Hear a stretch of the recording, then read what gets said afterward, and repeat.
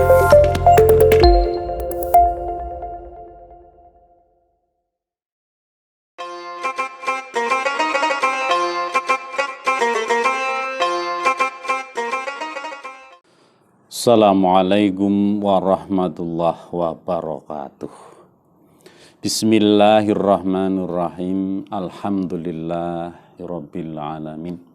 Assalatu wassalamu ala asyrafil anbiya mursalin sayyidina wa maulana Muhammadin wa ala alihi wa ashabihi ajma'in. Rabbi shrahli sadri wa yassirli amri wahlul 'uqdatam min lisani yafqahu qawli, amma ba'd. Saudara-saudara sebangsa dan sepetanah air, jumpa kembali dengan kami Hajuddin Alwi bersama kru For Good, Forum Guru dan Tenaga Kepegawaian Tidak Tetap Kecamatan Secang, Magelang, Indonesia, yang dengan berbahagia kita bertemu mengangkat tema yakni manfaat rasa takut. Saudara, mendengar kata takut biasanya sebagian besar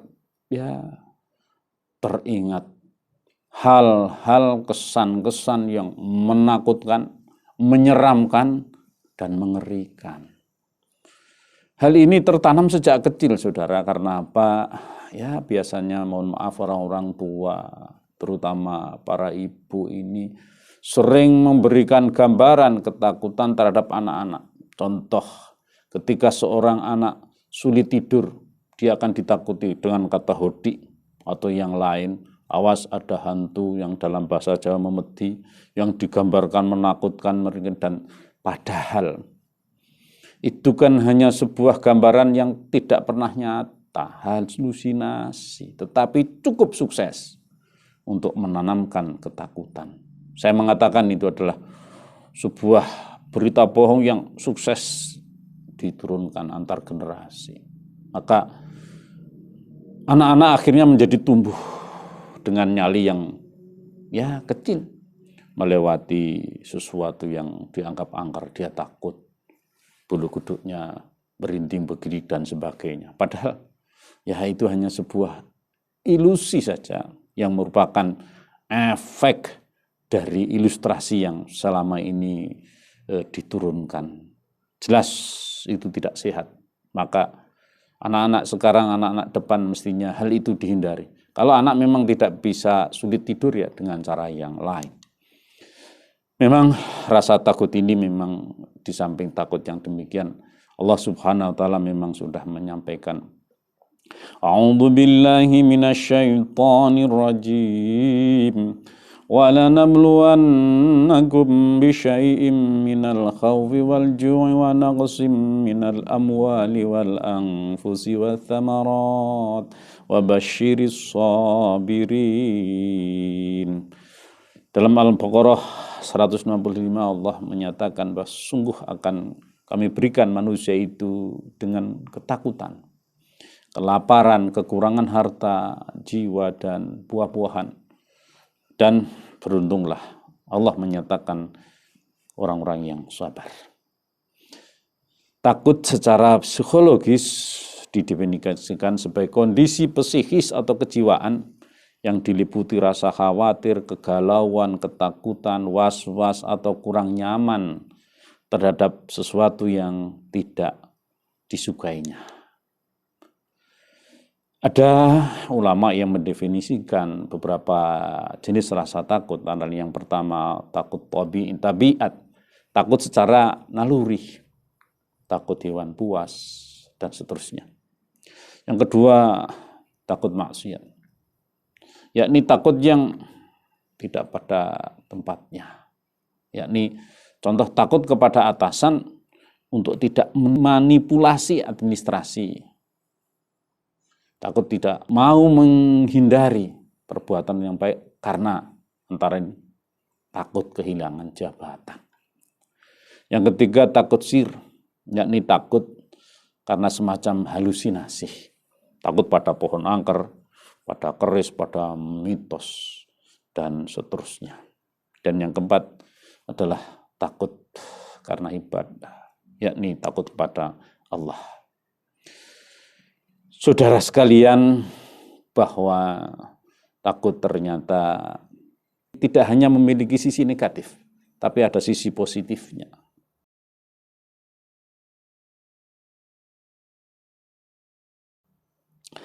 Salah satu sisi positif dari rasa takut yang pertama adalah ternyata ada manfaat dari rasa takut itu. Saudara, karena manusia itu memiliki rasa takut, maka timbul inisiatif, timbul ide, timbul gagasan besar yang menjadi ikhwal dari semua ikhtiar manusia. Contoh, takut karena panas dan hujan. Manusia akhirnya membuat rumah. Takut untuk miskin. Akhirnya manusia bekerja dengan keras. Takut untuk bodoh. Termasuk takut untuk tidak lulus pada saat ujian.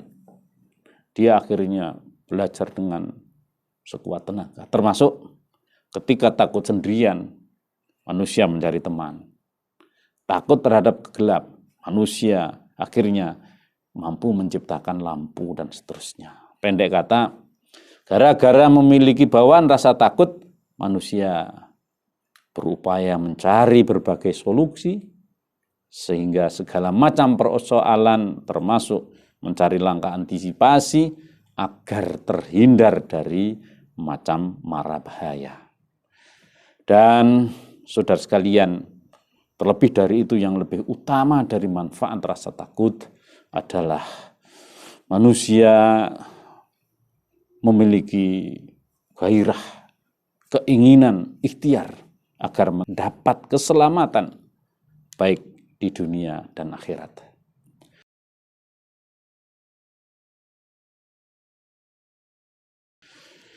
Sisi positif yang kedua dari rasa takut, saudara, adalah mempertebal iman. Allah Subhanahu wa taala menyatakan fala takhshawun nas fakhshawni wa la tashtaru bi ayati thamanan qalila. Dalam surat Al-Maidah ayat 44 ini Allah memfirmankan, janganlah kalian takut kepada manusia, tetapi takutlah kepadaku, kepada Allah Subhanahu wa taala. Wala tashtaru bi ayati thamanan qalila, dan janganlah kamu menukar ayat-ayatku dengan harga yang murah. Saudara sekalian, takut kepada manusia ada batasnya. Kalau yang ditakuti itu sudah bukan atasan, sudah bukan majikan, sudah bukan presiden, ya akan sendirinya ketakutan hilang. Tetapi kepada Allah,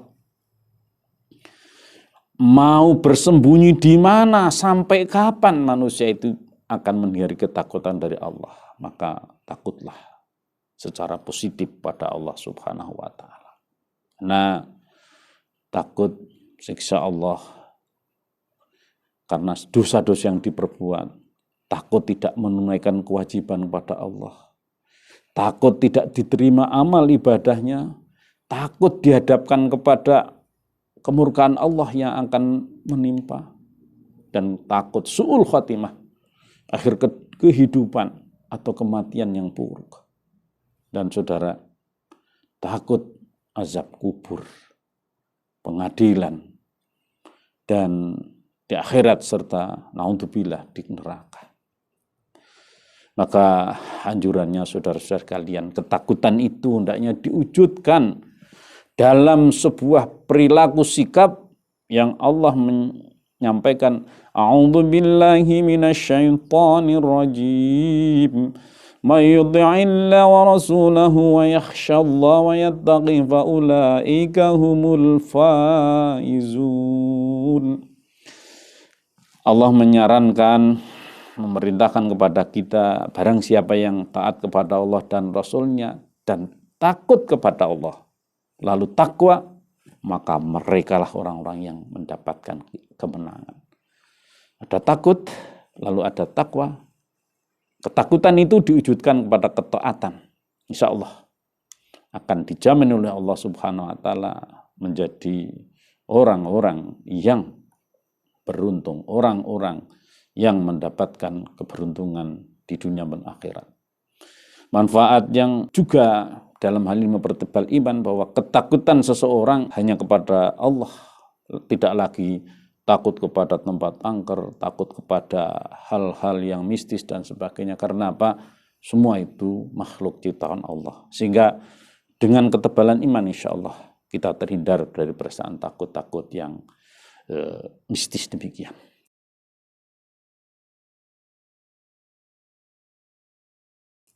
Saudara, manfaat dari rasa takut itu menghilangkan sikap sombong. Puncak ketakutan bagi siapapun manusia adalah mati. Gara-gara ketakutan mati inilah manusia berupaya membangun rumah sakit, mencari obat. Bahkan ada yang rela mendatangi dukun karena takut akan mati sebenarnya. Ya. Padahal mati itu sebuah nasihat yang Rasul mengatakan kafabil mauti mau'idhah. Mati itu nasihat. Kalau kita renungi saudara-saudara sekalian, siapapun yang takut kepada jenazah kematian suatu saat, kita juga akan menjadi seperti itu. Nah, maka kalau sudah seperti itu jamaah rahimakumullah saudara-saudara sekalian, pasti akan muncul ketakutan yang puncak, yang tidak ada lagi ujungnya ketika kita membayangkan sosok jenazah. Masya Allah. Kalau sudah jadi jenazah tidak ada hal yang berguna. Tidak ada hal yang orang apapun yang bisa diandalkan untuk menjadi bahan pertolongan. Apa guna kekayaan? Apa faedah kedudukan? Dan segala kebanggaan saat itu juga ditanggalkan. Oleh karenanya, perenungan terhadap hal tersebut, ketakutan terhadap hal tersebut, pasti akan menghancurkan, menggugurkan sifat kesombongan manusia. Maka rasa takut yang ada dalam dada setiap manusia sejatinya merupakan warning. Kalau manusia itu teramat kecil, manusia itu hamba yang tiada berdaya, dan teramat lemah serta tidak punya nyali. Maka bagi orang yang mau tahu diri, fenomena ini pastilah akan menjadi pegangan untuk introspeksi, untuk tidak membusungkan dada kepada siapa saja.